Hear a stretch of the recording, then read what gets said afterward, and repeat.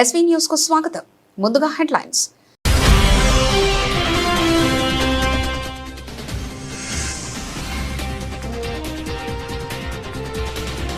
చమురు ఎగుమతులను విస్తరించేందుకు Canada pipe line ను పసిఫిక్ తీరానికి పొడిగించింది.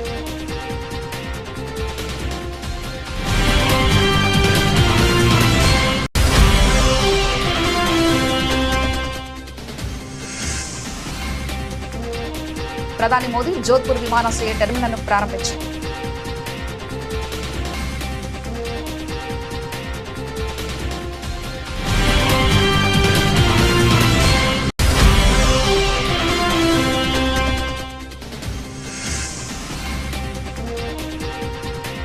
వర్షాకాల లోటు రాష్ట్రాలతో సమన్వయం చేసుకోవాలని మంత్రిత్వ శాఖలను ఆదేశించిన కేంద్ర హోంశాఖ మంత్రి అమిత్ షా.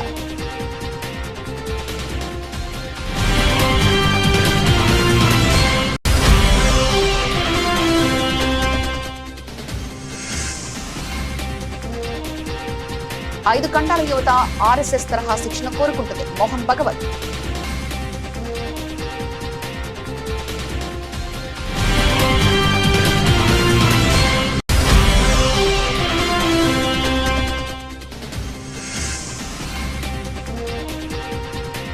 రాజకీయాల్లో 20 ఏళ్లు భావోద్వేగం పోస్ట్ చేసిన సీఎం రేవంత్ రెడ్డి.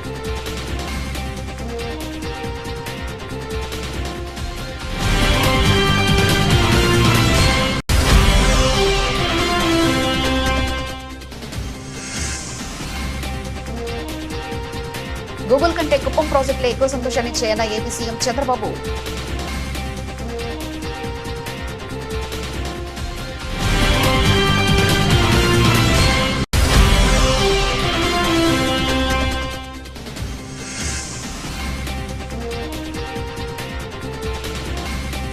కవిత పార్టీకి భారీ షాక్. తన పేరును మార్చుకోవాలని టీఆర్ఎస్ ఆదేశించిన ఎన్నికల సంఘం.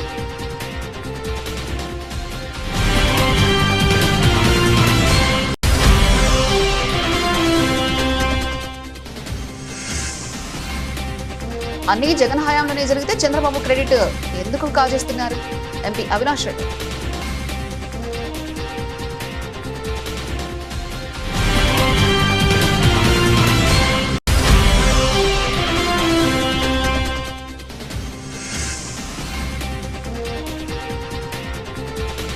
రాష్ట్ర అప్పుల విషయంలో కాంగ్రెస్ అబద్ధాలు చెప్తుందన్న Harish Rao.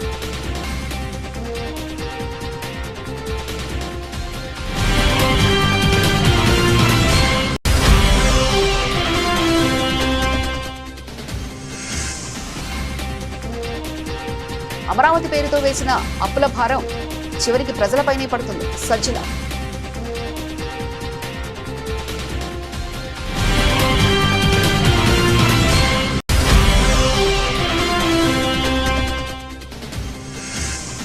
Goal of the tournament. Cape Verde ఆటగాడి కళ్ళు చెదిరే గోల్తో మెస్సీ టీమ్ షాక్.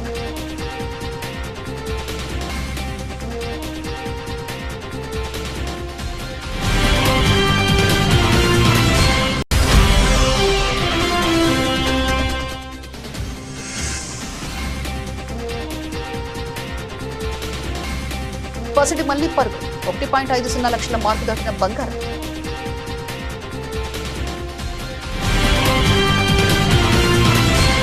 ప్రధానమంత్రి మార్క్ కార్నీ దేశానికి ప్రధాన చమురు వినియోగదారులుగా ఉన్న అమెరికాపై ఆధారపడాన్ని తగ్గించాలని, అదే సమయంలో బ్రిటిష్ కొలంబియా ఉత్తర తీరంలో పర్యావరణ పరిరక్షణ విడిచిపెట్టకుండా ఇంధన వనరులు సమృద్ధిగా ఉన్న ఆ ప్రావిన్స్ లోనే వేరుపాటువాద ఉద్రిక్తలను తగ్గించాలని ప్రయత్నిస్తున్న నేపథ్యంలో కెనడా గురువారం అల్బెర్టా నుంచి పసిఫిక్ తీరం వరకు ఒక కొత్త పైప్ లైన్ ముందుకు తీసుకెళ్లింది.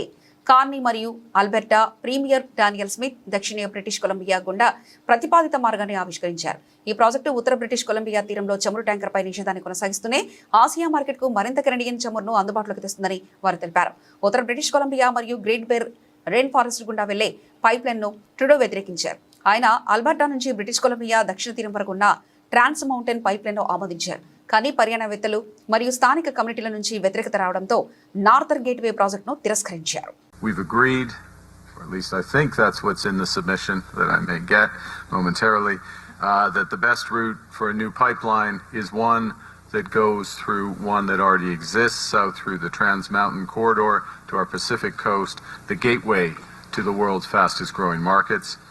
We've already agreed to reform carbon markets so they promote real emissions, We've already agreed to substantial methane reductions and to new measures, new incentives and reforms so that power markets can grow sustainably and affordably, and this being Alberta, significantly. The federal government will maintain the tanker ban to protect Canada's coastlines and precious habitats, and consistent with the MOU as a prerequisite for the pipeline, the Government of Canada, the Government of Alberta, and the Oil Sands Alliance, the 5 companies in the Oil Sands Alliance, have now agreed on the terms to launch the Pathways Project, the world's largest carbon capture and utilization and storage project. Rajasthan పర్యటనలో భాగంగా ప్రధానమంత్రి నరేంద్ర మోదీ శనివారం జోధ్పూర్ విమానాశ్రయం యొక్క కొత్త terminal భవనాన్ని ప్రారంభించారు మరియు సవరించిన ఉడే దేశ్ కా ఆమ్ నాగరిక్ పతాకాన్ని ప్రారంభించారు. ఈ కార్యక్రమంలో ముఖ్యమంత్రి భజన్ లాల్ శర్మ కూడా ఆయనతో పాటు పాల్గొన్నారు. ప్రారంభోత్సవం అనంతరం ప్రధానమంత్రి మధ్యాహ్నం సుమారు 12:15 బలోత్రకు వెళ్లనున్నారు. అక్కడ ఆయన సుమారు 1.06 లక్షల కోట్ల విలువైన పలు అభివృద్ధి ప్రాజెక్టులకు జాతికి అంకితం చేయడం, ప్రారంభించడం మరియు వాటికి శంకుస్థాపన చేయడం వంటి కార్యక్రమాల్లో పాల్గొంటారు. ఆ తర్వాత బహిరంగ సభలో ప్రసంగిస్తారు. ప్రాంతీయ అనుసంధానాలకు ప్రత్యేక ప్రాధాన్యత ఇస్తూ విమానయాన రంగానికి ఇది గొప్ప ఊతమని పత్రికా ప్రకటన పేర్కొంది. సమగ్రమైన మరియు సుస్థిరమైన అనుసంధానాలు కల్పించేందుకు రూపొందించిన అనేక వ్యూహాత్మక అంశాలపై ఇది దృష్టి సారిస్తుంది.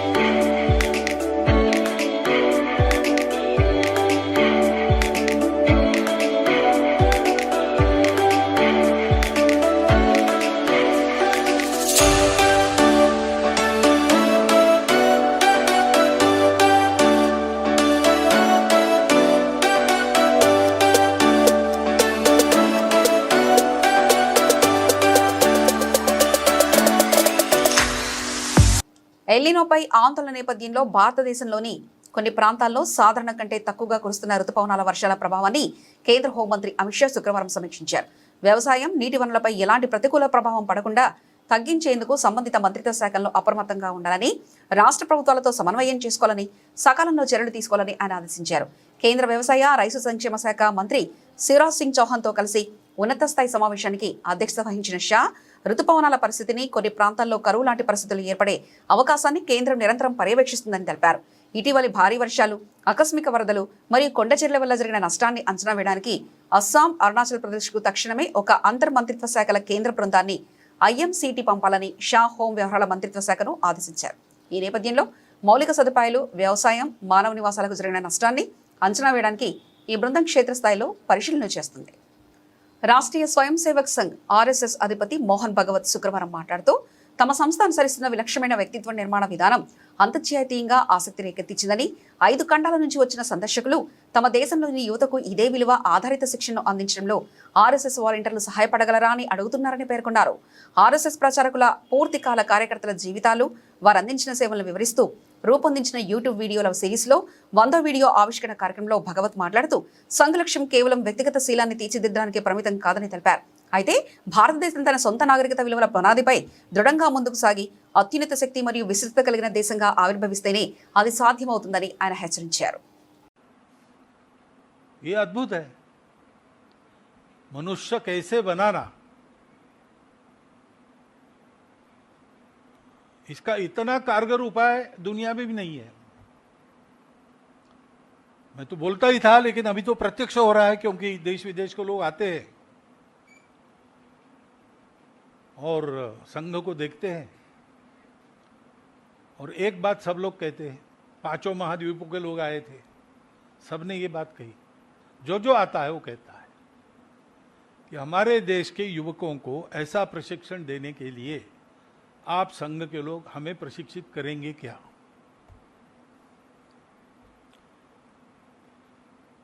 ये चलाना है और ये मुझे चलाना है, इसका उदाहरण सामने है. उसके आधार पर सब लोग कर रहे हैं. कोई बहुत आगे चला जाता है, कोई अभी धीरे धीरे से पीछे से आ रहा है। ये यात्रा चल रही है। जैसा कहा गया रमेश जी के लेख में, माइल्स टू गो, अभी और आगे जाना है। संघ का काम केवल व्यक्ति निर्माण का उदाहरण करके बंद, संघ का काम तो विजेत्री च न संहता कार्यशक्ति विधायास्य धर्मस्य संरक्षणम परम वैभवम नेतुमेतत् स्वराष्ट्रम, यहां तक है हमारी संवत कार्यशक्ति। हमारी यानी हम कौन, इसकी व्याख्या भी प्रार्थना में है। वयम हिंदू राष्ट्रांग भूता, जो इस हिंदू राष्ट्र के अंगभूत है, जो कहते हैं हाँ हम हिंदू राष्ट्र के अंगभूत है, जो कहते हैं है भाई क्या करना है, अब बदलेंगे नहीं, लेकिन है। తెలంగాణ ముఖ్యమంత్రి రేవంత్ రెడ్డి తన రాజకీయ ప్రస్థానంలో ఒక ముఖ్యమైన మైలురాయిని చేరుకున్నారు. ప్రజా జీవితంలోకి అడుగుపెట్టి 20 ఏళ్లు పూర్తయిన సందర్భంగా ఆయన శనివారం సోషల్ మీడియా వేదికగా ఒక భావోద్వేగపూరిత పోస్ట్ చేశారు. తన సుదీర్ఘ ప్రయాణాన్ని గుర్తు చేసుకుంటూ భవిష్యత్తు కార్యాచరణను ప్రజలతో పంచుకున్నారు. 2 దశాబ్దాల క్రితం మెడ్జిల్లో రేవంత్ రెడ్డిగా మొదలైన తన ప్రస్థానం నేడు ప్రజల ఆదరాభిమానాలతో రేవంత్ అన్నగా వారి గుండెల్లో నిలిచిపోయిందని ఆయన పేర్కొన్నారు. ఈ అద్భుత ప్రయాణం తన జీవితంలో ఒక ప్రత్యేక అధ్యయనమని అభివర్ణించారు. ఈ 20 ఏళ్ల కాలంలో ప్రతి సంఘర్షణలోనూ ప్రజల కోసం తాను చేసిన ప్రతి పోరాటంలో అండగా నిలిచిన ఆత్మీయులకు, మిత్రులకు, శ్రేయభిలాషులకు మరియు కార్యకర్తలకు ఆయన హృదయపూర్వక కృతజ్ఞతలు తెలిపారు. ఇదే స్ఫూర్తితో భవిష్యత్తులో తెలంగాణ పునర్నిర్మాణ శ్రామికుడిగా, ప్రజల ఆకాంక్షలను నెరవేర్చే సేవకుడిగా పనిచేస్తానని హామీ ఇచ్చారు. అన్నిటికీ మించి రేవంత్ అన్నగా ప్రజల హృదయాల్లో తన స్థానాన్ని మరింత సుస్థిరం చేసుకుంటానని మాట ఇచ్చారు. ప్రస్తుతం ముఖ్యమంత్రి రేవంత్ రెడ్డి చేసిన ఈ పోస్ట్ సామాజిక మాధ్యమాల్లో వైరల్ అవుతుంది. గూగుల్ AI డేటా సెంటర్ శంకుస్థాపన చేసిన నాటికంటే ఇవాళ జరిగిన కార్యక్రమాలతో నాకు ఎక్కువ సంతోషంగా ఉందని ముఖ్యమంత్రి చంద్రబాబు అన్నారు. తన సొంత నియోజకవర్గమైన కుప్పం రూపురేఖలను మార్చే భారీ పారిశ్రామిక ప్రగతికి శ్రీకారం చుట్టిన సందర్భంగా ఆయన ఈ వ్యాఖ్యలు చేశారు. శుక్రవారం గూడుపల్లి మండలం పొగురుపల్లిలో స్వర్ణకుప్పం పెట్టుబడుల వేదిక పేరుతో నిర్వహించిన బహిరంగ సభలో ఆయన పాల్గొన్నారు. ఈ వేదికపై నుంచి వేల కోట్ల రూపాయల పెట్టుబడులతో వేలాది మందికి ఉద్యోగాలు కల్పించే పలు కీలక ప్రాజెక్టులను వర్చువల్ గా శంకుస్థాపన చేశారు. ఒకప్పుడు మారుమూల ప్రాంతంగా ఉన్న కుప్పం ఇప్పుడు అభివృద్ధికి కేంద్రంగా మారుతుందని చంద్రబాబు అన్నారు. మొత్తం 9,322 కోట్ల పెట్టుబడులతో 27 పరిశ్రమలు కుప్పంలో కొలువుదీరనున్నాయని ప్రకటించారు. ఫుట్వేర్ నుంచి విమాన తయారీ వరకు వివిధ రంగాలకు చెందిన ప్రఖ్యాత కంపెనీలు తమ యూనిట్లను ఇక్కడ ఏర్పాటు చేస్తున్నాయని తెలిపారు. ఈ కార్యక్రమంలో పరిశ్రమలతో పాటు ఇస్కాన్ టెంపుల్ నిర్మాణం, BC/OC కుటుంబాలకు రూఫ్ టాప్ సోలార్ ప్రాజెక్టులు, పరిశ్రమల కోసం విద్యుత్ సబ్స్టేషన్లు, హెరిటేజ్ గ్రాండ్ స్టోన్ క్లస్టర్ వంటి పలు అభివృద్ధి పనులకు ముఖ్యమంత్రి శంకుస్థాపన చేశారు. ఈ కార్యక్రమంలో మంత్రి బండిపల్లి రాంప్రసాద్ రెడ్డి, చిత్తూరు జిల్లా ప్రజాప్రతినిధులు, అధికారులు పాల్గొన్నారు. We have 3 cold room, each capacity 1,500 tons. This is a blast freezer. We have a number of capacities around, each capacity around 6 ton. 6 ton. This is designed for the -40 degrees centigrade. Overall, for a year, how many birds you are operating? Capacity? Sir, per day 1.2 lakh, sir. What is the cycle? So per day we are planning to around 1.2 lakh space. That is what I am asking. And from the farm in 40 days it will come here and The room temperature will Generally, if you other areas we are taking chicken, Right. what is the protein? 20-22% raw, and after cooking, This is the maximum. maximum. And here are some quick products. Sir, this is our Horeca product, sir. Huh? Our Chief Guest of Honor, Shri Chandrababu Naidu ji, our respected CM. So now we are going to unveil the plaque, inaugural ceremony of AB's Proteins. Chicken processing. All come to this historic event. Most important project, backward forward integration. Abyss Proteins Private Limited, Managing Director Badhur Ali Garu and his family members. Kalvakuntla Kavitha ప్రతిపాదించిన కొత్త రాజకీయ party Telangana రక్షణ సేన పేరుపై కేంద్ర ఎన్నికల సంఘం ECI కీలక నిర్ణయం తీసుకుంది. ఈ పేరును మార్చుకోవాల్సిందేనంటూ స్పష్టం చేస్తూ ప్రధాన ఎన్నికల కమిషనర్ కవితకు అధికారికంగా లేఖ రాశారు. కవిత తన కొత్త పార్టీని తెలంగాణ రక్షణ సేన పేరిట రిజిస్ట్రేషన్ కోసం ఈసీకి దరఖాస్తు చేసుకుంది. అయితే గతంలో కేసీఆర్ నేతృత్వంలోని తెలంగాణ రాష్ట్ర సమితి టీఆర్ఎస్ సంక్షిప్త నామం కారణంగా ఈ పేరు ఓటర్లలో గందరగోళం సృష్టించే అవకాశం ఉందని ఈసీ అభిప్రాయపడింది. దీంతో పార్టీ పేరు మార్చాలని ఆదేశించింది. రాబోయే 15 రోజుల్లోగా 3 ప్రత్యామ్నాయ పేర్లను సమర్పించాలని కవితకు ప్రధాన ఎన్నికల కమిషనర్ సూచించారు. లేకపోతే పార్టీ రిజిస్ట్రేషన్ దరఖాస్తును ఎలాంటి ముందస్తు సమాచారం లేకుండా మూసివేస్తామని హెచ్చరించారు. ఈ పేరుపై బీఆర్ఎస్ తో పాటు వివిధ వర్గాల నుంచి ఈసీకి భారీగా అభ్యంతరాలు, ఫిర్యాదులు వచ్చాయి. ఇప్పుడు కవిత మళ్లీ అదే టీఆర్ఎస్ సంక్షిప్త నామంతో కొత్త పార్టీని ఏర్పాటు చేయడంపై పలువురు అభ్యంతరం వ్యక్తం చేశారు. ఈసీ లేఖపై కవిత ఎలా స్పందిస్తుందో వేచి చూడాలి. కడప స్టీల్ ఫ్యాక్టరీకి సంబంధించి భూసేకరణ, పర్యావరణ అనుమతులు, జీవోల జారీ అంతా జగన్ ముఖ్యమంత్రిగా ఉన్నప్పుడే జరిగితే ఇప్పుడు సీఎం చంద్రబాబు ఆ క్రెడిట్ నాదే అని చెప్పుకోవడం హాస్యాస్పదమని YCP MP YS Avinash Reddy విమర్శించారు. శనివారం కడపలో ఏర్పాటు చేసిన మీడియా సమావేశంలో ఆయన మాట్లాడుతూ కూటమి ప్రభుత్వం పాత ప్రాజెక్టులపై క్రెడిట్ చోరీ పాల్పడుతుందని మండిపడ్డారు. 2019లోనే జేఎస్డబ్ల్యూ సంస్థను కడపలో స్టీల్ ప్లాంట్ పెట్టేందుకు జగన్ ప్రభుత్వం ఒప్పించిందన్నారు. ఆ తర్వాత 2022లో ఫ్యాక్టరీ నిర్మాణానికి అవసరమైన అధికారిక జీవోలను జారీ చేయడంతో పాటు ఫేజ్ 1 కింద 1100 ఎకరాల భూసేకరణ కూడా పూర్తి చేసిందన్నారు. ఆ సభ స్టీల్ ఫ్యాక్టరీ అభివృద్ధి కోసం కాకుండా కేవలం జగన్ దూషించడానికి పెట్టినట్లుగా ఉందని ఎద్దేవా చేశారు. దీనికి ప్రత్యామ్నాయంగా జగన్ మచిలీపట్నం, విజయవాడ, గుంటూరు ప్రాంతాలను అనుసంధానిస్తూ రాష్ట్ర సమగ్ర అభివృద్ధికి ఉపయోగపడే ఆచరణాత్మకమైన మావిగన్ నమూనాను ప్రతిపాదించారని తెలిపారు. కోల్పోయి మాట్లాడుతూ ఉంది వాళ్ళిద్దరూ. నిన్న మా మాటల్లో అంటే జంతువులతో కూడా పోల్చి మాట్లాడినాడు ఆయన ప్రసంగంలో ఆదినారాయణ రెడ్డి గారు. నేను ఆదినారాయణ రెడ్డి గారిని అడుగుతా ఉన్నా, మనిషివేనా నువ్వు? ఇన్నిసార్లు ఎమ్మెల్యేగా పనిచేసినావు, గతంలో పంతులుగా పనిచేసినావు. రాజశేఖర రెడ్డి గారు కుటుంబం పెట్టిన భిక్షణని రాజకీయ జీవితం. ఒకప్పుడు హైదరాబాద్ నుంచి నీ ఊరికి పోవాలంటే, గుండ్లకుంట మీద పోవాలంటే నువ్వు భయపడేవాడివి. అప్పట్లో రామ్ సుబ్బారెడ్డి అనే వాళ్ళ చిన్నాయన స్వర్గీయ శివారెడ్డి గారి దాటికి నువ్వు భయపడేవాడివి. భయపడి మైదుగురి నుంచి చుట్టుకొని పోయేవాడివి నువ్వు. అటువంటి భయస్థుడు నువ్వు. ఆ రోజు నీకు రాజశేఖర రెడ్డి గారు అండదండగా ఉన్నారు, నీకు బండ్లు కొనిచ్చినారు, నీకు ఆర్థికంగా సాయం చేసినారు, నీకు అన్ని రకాలుగా ఆపుగా రాజశేఖర రెడ్డి గారు ఉన్నారు. నువ్వు గతం మరిచి, నీకు రాజకీయ భిక్ష పెట్టిన రాజశేఖర రెడ్డి గారిని మరిచి ఆ కుటుంబాన్ని నువ్వు విమర్శిస్తే అది రోజు రోజుకు నీ పతనానికి నాంది పలుకుతుందని చెప్పి ఆదినారాయణ రెడ్డికి కూడా నేను తెలియజేస్తా ఉన్నా. ఆదినారాయణ రెడ్డి నువ్వు ఒకటి గుర్తుపెట్టుకో, అధికారంలో ఉంటే నేను ఆదినారాయణ రెడ్డి అంటావు, అధికారం లేకపోతే నువ్వు నిక్కర్ నారాయణగా మారుతావు. నీ బతుకది, నువ్వు గుర్తుపెట్టుకో, నీ బతుకది.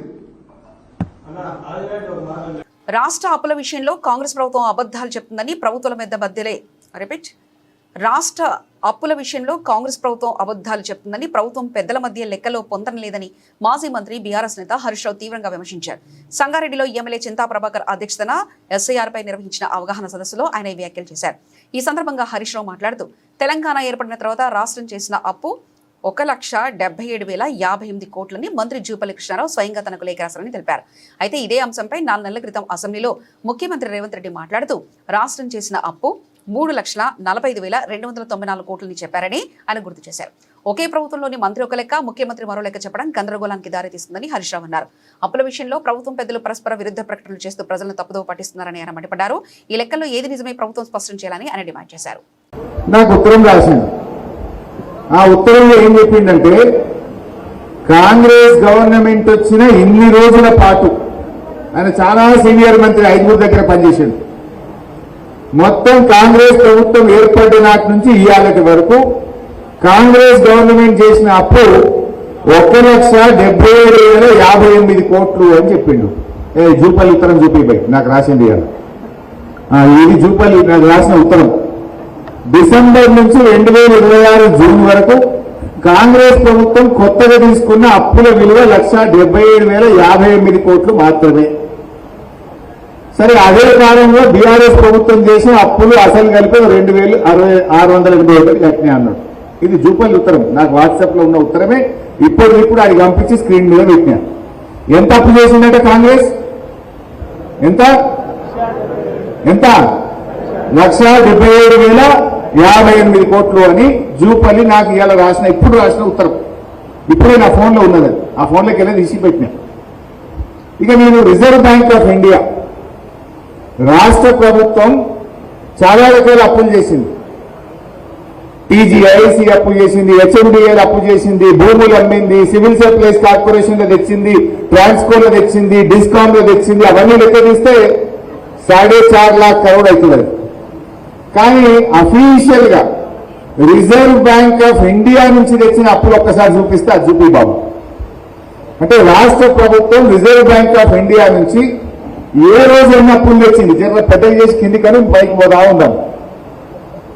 ఏ రోజు డైలీ డేట్ వైజ్ తెచ్చినాయి. ఇక జర పెద్దగా పెద్దగా అవుతుందా, స్క్రీన్ పెద్దగా అయితే కాదా? ఓకే. ఫస్ట్ చూడండి, డిసెంబర్ 12, 2023 అంటే కాంగ్రెస్ వచ్చింది డిసెంబర్ 7, 2023. డిసెంబర్ 12, 2023 నాడు 500 కోట్లు. డిసెంబర్ 19, 2023 నాడు 500. ఇది పైకనిగా అట్లా ఒక్కొక్క డేట్ మొత్తం తెచ్చుకుంటూ లాస్ట్ అప్ ఎప్పుడు వచ్చింది? జూన్ 30, 2026. ఇవాళ ఎంత డేటు? జూలై 3 తారీఖు. లాస్ట్ అప్ ఎప్పుడు తెచ్చిందంటే జూన్ 30, 2026 నాడు 2000 కోట్ల అప్పు తెచ్చిండు. అది 175వసారి రిజర్వ్ బ్యాంక్ ఆఫ్ ఇండియాలో తెచ్చిన FRBM అప్పు. మొత్తం కూడితే ఎంత కనబడుతుందా? 1,86,067 కోట్లు. ఇది నాది కాదు statement, Reserve Bank of India. మీరెవ్వరు పోయి గూగుల్లో కొట్టినా తెలంగాణ ప్రభుత్వం తెచ్చిన అప్పు రిజర్వ్ బ్యాంక్ ఆఫ్ ఇండియా ద్వారా FRBM అప్పు ఎంత అని గూగుల్ అడిగినా, Reserve Bank of India website పోయి చూసినా ఎంతుంది అప్పు. రాజధాని అమరావతి అభివృద్ధి పేరుతో కూటమి ప్రభుత్వం భారీ అప్పులు చేస్తుందని, ఈ భారం చివరికి రాష్ట్ర ప్రజల నెత్తినే పడుతుందని వైసీపీ నేత సజ్జల రామకృష్ణారెడ్డి ఆందోళన వ్యక్తం చేశారు.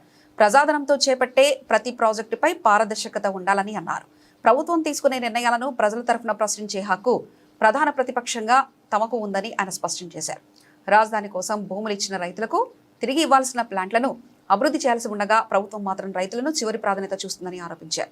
అమరావతిలో 1 చదరపు అడుగు నిర్మాణానికి ఏకంగా 20,000 వరకు ఖర్చు చేస్తున్నారని, దీనిపై తాము సందేహాలు వ్యక్తం చేస్తే అధికార పక్షం సమాధానం చెప్పలేక వ్యక్తిగత విమర్శలకు దిగుతుందని మండిపడ్డారు.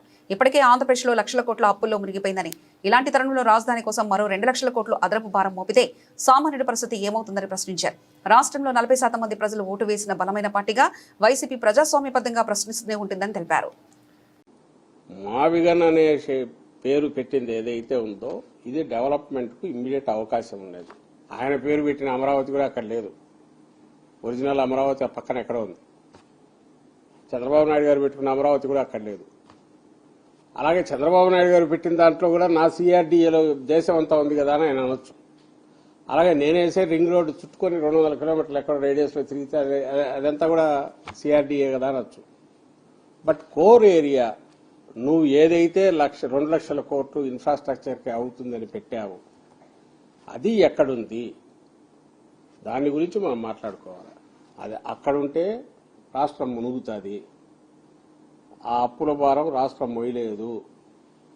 ఇక్కడ ఉంటే దాంట్లో 10% కాస్ట్తో ఓ బ్రహ్మాండమైన సజీవమైన ఇమ్మీడియట్ ఫర్దర్ ఒక 10 folds గ్రోత్కు అవకాశం ఉన్న క్యాపిటల్ తయారవుతుంది.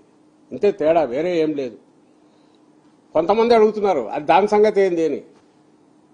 అది ఎక్కడికి వెళ్తుంది? ఇప్పటికే వెస్ట్రన్ బైపాస్ వచ్చింది. ఇప్పుడు కాబట్టి స్లోగా దాని అంతటా డెవలప్ అవుతుంది. రైతులు బెనిఫిట్ అవుతారు. ఆ రైతులు బెనిఫిట్ కావడానికి అవసరమైన లేఅవుట్ల డెవలప్మెంట్ అని నువ్వు చేస్తున్నావంటే అది చేయట్లేదు. నిజంగా అక్కడ ఎవరు స్టేక్ హోల్డర్స్? చంద్రబాబు మాటల్లో చెప్పేది మమ్మల్ని వైఎస్ఆర్సీపీ మీద అటాక్ చేయించాలంటారో అప్పుడు మాట్లాడే మాటల్లో కూడా ఆయన అనేది కూడా రైతుల ఇది కొడుతున్నారు. రైతులు దీంట్లో స్టేక్ హోల్డర్స్ అంటారు. మరి ఆ స్టేక్ హోల్డర్స్ కు నువ్వు ఏం గౌరవం ఇస్తావు? ఫస్ట్ చేయాల్సింది ఎవరు? ఏం చేయాలి? డెవలప్మెంట్కి తీసుకున్నప్పుడు డెవలపర్ చేయాల్సింది ఆ లేఅవుట్ డెవలప్ చేసి ఇవ్వడంతో నీ బాధ్యత అక్కడికి అవుతుంది. రిమైనింగ్ ల్యాండ్ నువ్వు ఏం చేసుకుంటావో నువ్వు చేసుకోవచ్చు. మరి ఇంతవరకు లాస్ట్ ప్రియారిటీ ఏదైనా చంద్రబాబు గారిది లేఅవుట్ల డెవలప్మెంట్. ఫీఫా వరల్డ్ కప్ 2026లో మరో ఉత్కంఠభరిత పోర్ ఫుట్బాల్ అభిమానులను మునివేళ్లపై నిలబెట్టింది.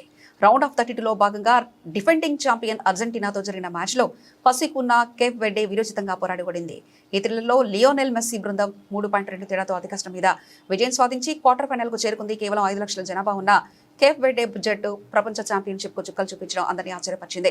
నిర్ణీత 90 నిమిషాల ఆట ముగిసేసరికి ఇరు జట్లు 1.1 గోల్తో సమంగా నిలిచాయి. దీంతో మ్యాచ్ అదనపు సమయానికి దారితీసింది. ఎక్స్ట్రా టైం ఆరంభంలో అర్జెంటీనా మరో గోల్ చేసి 2.1 ఆధిక్యంలో దూసుకెళ్లింది. ఇక అర్జెంటీనా విజయం ఖాయమనుకున్న తరుణంలో Cape Verde player Sidney Lopes Cabral కళ్ళు చెదరే గోల్ చేశాడు. ఓడిపోయినప్పటికీ టోర్నీ ఆసాంతం అద్భుత ప్రదర్శన కనబరిచిన కేపే వెడ్డే జట్టు ఫుట్బాల్ ప్రపంచం మనసు గెలుచుకుంది. గత కొద్ది రోజులుగా తగ్గుముఖం పట్టిన బంగారం ధరలు మళ్లీ ఒకసారిగా పుంజుకున్నాయి. శుక్రవారం దేశ రాజధాని ఢిల్లీ బులియన్ మార్కెట్లో 10 గ్రాముల 24 క్యారెట్ల బంగారం ధర 3,300 మేర పెరిగి 1,50,800కు చేరింది. దీంతో పసిడి ధర మరోసారి కీలకమైన 1.50 లక్షల మార్కును దాటింది. అంతకుముందు రోజు ఈ ధర 1,47,500 వద్ద ముగిసింది. బంగారంతో పాటు వెండి ధర కూడా భారీగా పెరిగింది. కిలో వెండి ధర 5,000 వృద్ధి చెంది 2,45,000కు చేరుకుంది. అంతర్జాతీయ మార్కెట్లను సానుకూల ధరలు దేశీయ ధరలపై ప్రభావం చూపాయి. రాబోయే రోజుల్లో బంగారం ధరలు గమనంగా అంతర్జాతీయ పరిణామాలపై ఆధారపడి ఉంటుంది. ముఖ్యంగా జూలై 8న విడుదలయ్యే అమెరికా ఫెడరల్ రిజర్వ్ సమావేశం మినిట్స్ అత్యంత కీలకం కానున్నాయి.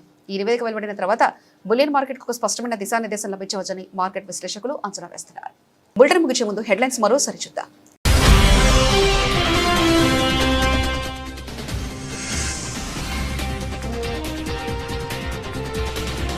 చమురు ఎగుమతులను విస్తరించేందుకు కెనడా పైప్ లైన్ ను పసిఫిక్ తీరానికి పొడిగించింది.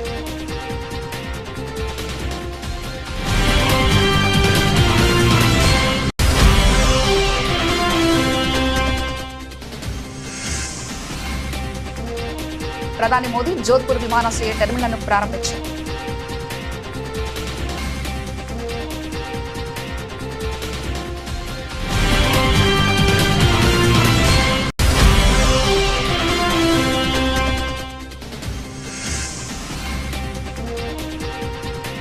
వర్షాకాల లోటు రాష్ట్రాలతో సమన్వయం చేసుకోవాలని మంత్రిత్వ శాఖలను ఆదేశించిన కేంద్ర హోంశాఖ మంత్రి అమిత్ షా.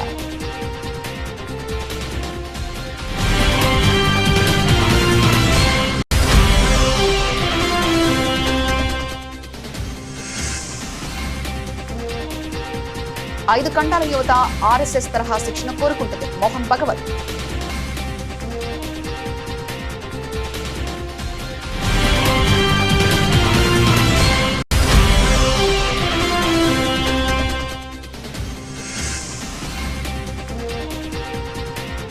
రాజకీయాల్లో 20 ఏళ్లు భావోద్వేగం పోస్ట్ చేసిన సీఎం రేవంత్ రెడ్డి.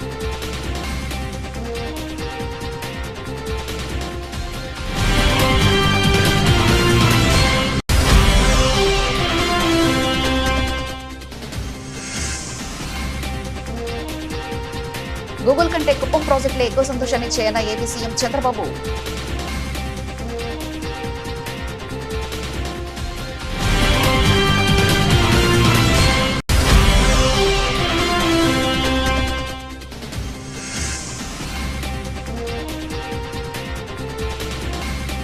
కవిత పార్టీకి భారీ షాక్. తన పేరును మార్చుకోవాలని టీఆర్ఎస్ ను ఆదేశించిన ఎన్నికల సంఘం.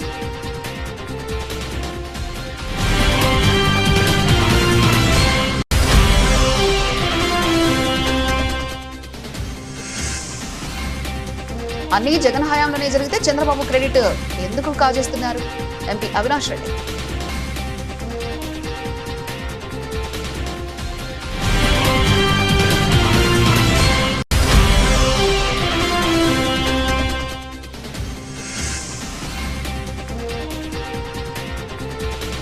రాష్ట్ర అప్పుల విషయంలో కాంగ్రెస్ అబద్ధాలు చెప్తుందన్న Harish Rao.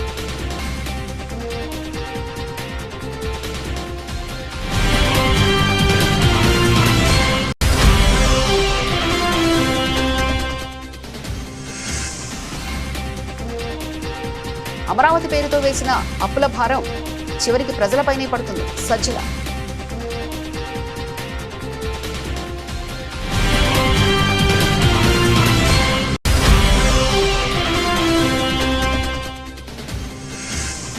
Goal of the tournament. Cape Verde ఆటగాడి కళ్ళు చెదిరే గోల్తో మెస్సీ టీమ్ షాక్.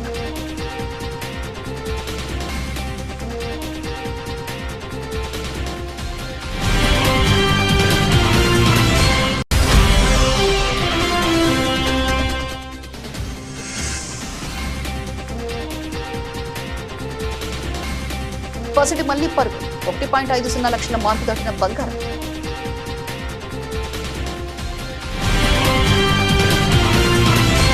ఇవి ఇప్పటివరకున్న అప్డేట్స్. మరో బులెటిన్లో మళ్ళీ కలుసుకుందాం. అంతవరకు సెలవు. నమస్కారం.